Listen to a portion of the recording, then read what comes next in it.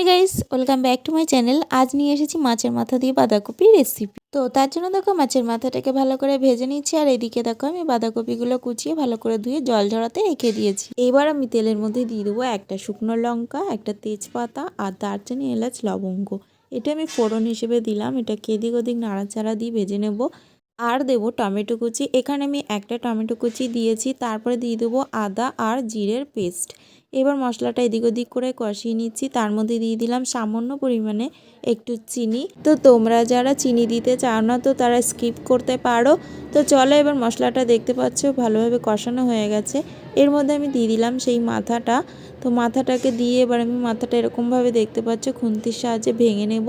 তো প্রায় হয়ে গেছে মাথা ভাঙা, মশলা কষানো। এরপরে দিয়ে দেবো যে বাঁধাকপি কুচিয়ে রেখেছি সেই বাঁধাকপিগুলো।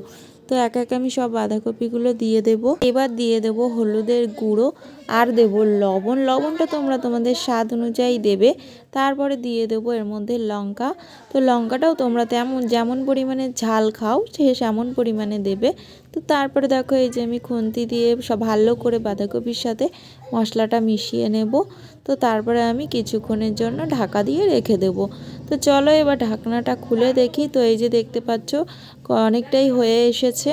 তো আবার একটু নাড়াচাড়া দিয়ে ঢেকে রেখে দেবো। আবার এই যে ঢাকনা খুলে দেখো এবার কিন্তু আমার প্রায় হয়ে এসেছে। এরপর আমি দেবো এর মধ্যে শাহি গরম মশলা। তো এই যে আমি শাহি গরম মশলাটা দিয়ে দিলাম। এবার ভালো করে মশলার সঙ্গে বাঁধাকপিটা মিশিয়ে নেবো। এই যে দেখতে পাচ্ছ আমি এরকম করে ভালো করে নাড়াচাড়া দিয়ে মশলার সঙ্গে নাড়িয়ে চাড়িয়ে নেব। আরও বেশ কিছুক্ষণ এটা হতে দেব।